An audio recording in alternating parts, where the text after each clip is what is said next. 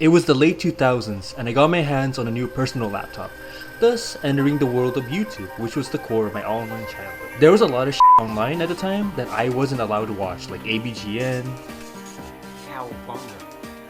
Cow piece of The Microwave Show, out of there. Oh my god! Irie Gamer, Get over here!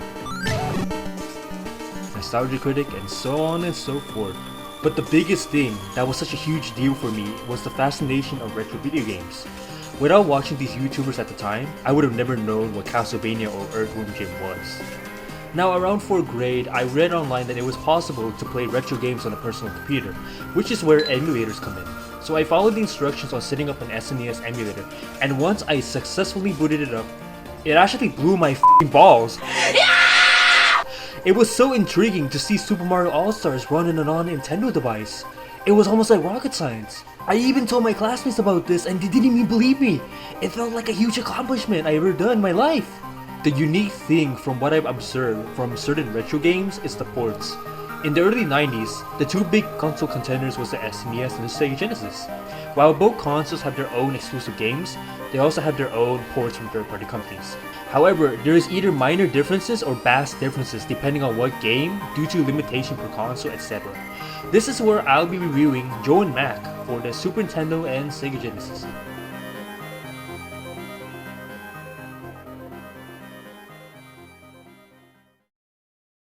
Released in 1991 by Diddy's, Joe and Mac or Caveman Ninja was originally an arcade game featuring two cave dudes, Joe and Mac, retrieving their cave babes from the Neanderthal nerds.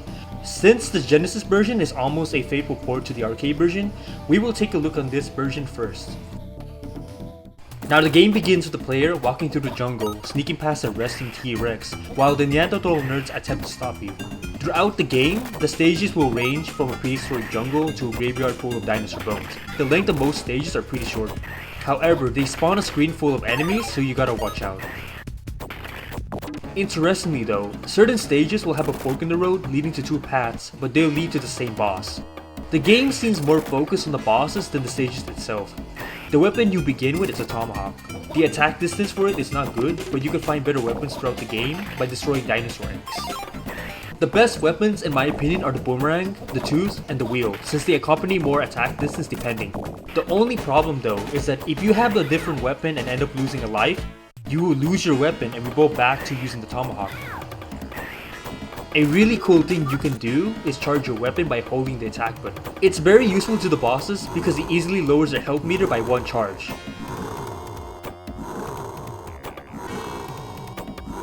Now, while the bosses consist mostly of dinosaurs, it also varies different species like a piranha plant, a horde of river dolphins, a T-Rex skeleton, and a woolly mammoth. The most annoying enemies in the later stages is the Archaeopteryx and the Raptors. These enemies throw projectiles and move so fast that you can easily get hit by them since you cannot accelerate your movement in any factor. The Raptors are also speedy ground enemies that can jump over your weapons in an attempt to pounce on you. I highly advise saving a boomerang or a tooth in these later stages. The semi-final boss is a red T-Rex with balls as his neck. I think it's supposed to visualize that this is a gigantic dinosaur of some sort. During the battle, the Raptors will come in infinitely as the T-Rex will launch its head at you, so you gotta keep your distance and throw your charge shot as much as you can. If you're able to beat the T-Rex, Joe will then enter its insides. You know what was up with the whole trend back then of games featuring levels that involve the player going inside of someone or something's intestines? Well anyway, you then reach the true final boss, which is a Neanderthal lizard mutant. I will definitely say that the final boss in the Genesis version is harder than its arcade counterpart. It's because if you throw a charged weapon towards the mutant, he will hurl out 3 parasites that will cover the floor of the stage. So you gotta watch your step by jumping onto them. But the problem is that the mutant will immediately jump across the screen, by higher chances colliding onto you while stomping on the parasites. Hitting the heart is also a bad move too, because it will also rain out 3 parasites as well. If you finally beaten the boss, you come across 3 exits. There's a good ending, a meh ending, and a bad ending. And that's the Sega Genesis version. For the rating of this version, I give it 3 jacks for keeping it faithful from its challenging arcade predecessor, even though it's missing some assets. Next up, Joe and Mac for the Super Nintendo. Now while this port may visually seem similar to its arcade counterpart, It has also been reworked as well. The game's opening sequence now features a dialogue explaining the synopsis of Joe and Mac's adventure. However, the animation of the cave babes being dragged up by the Neanderthal nerds had been removed. In fact, the tied up cave babes are absent during the boss fight, but they still appear after the boss fight ends. So yeah, that's kind of a disappointing censorship, but onto the game. Afterwards, you are greeted to a map that the player can move around. It features secret areas that require a key for entry that are hidden in certain levels, which we will get into later.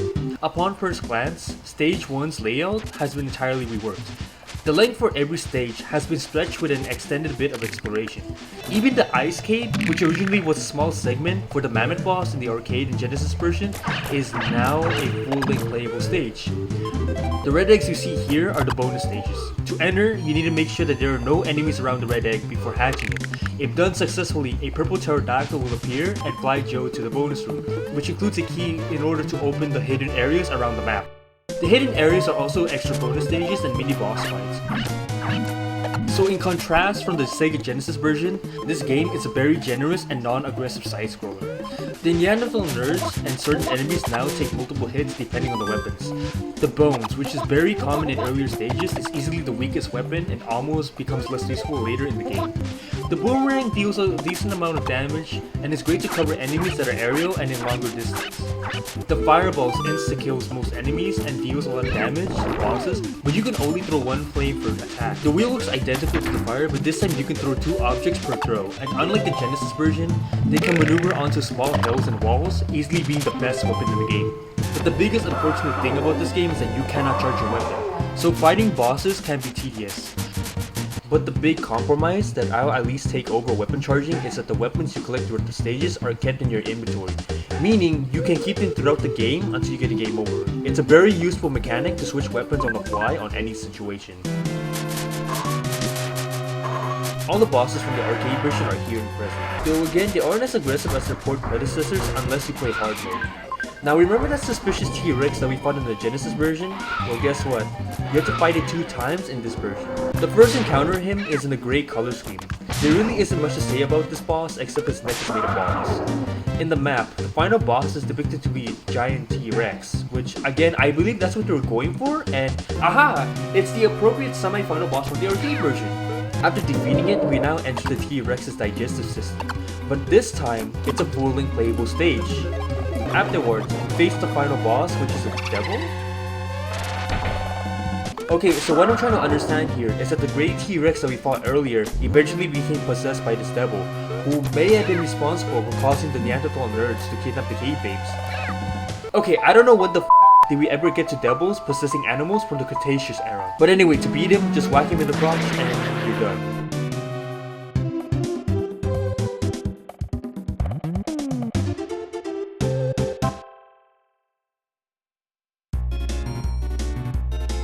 Right, you gotta fight this boss one more time. Whack him in the balls again, and the game's finished. This time one standalone good ending. To me, the SNES version has a higher replay value thanks to its gameplay being more player friendly for anyone to pick up and play. Also in my opinion, this port probably has the best OC rendition of the series. What do you guys think?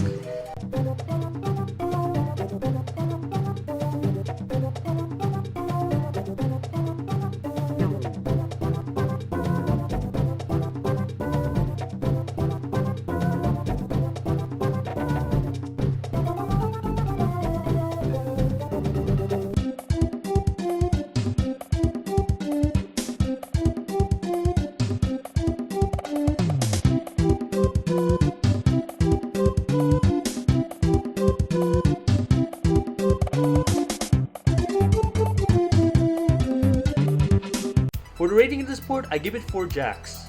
As of recently, a studio called Mr. Nuts has just released a remake of this game, and I already have ordered the Switch version, which will be the follow-up review video next. This is Tradable Jack signing out. Take care of yourselves.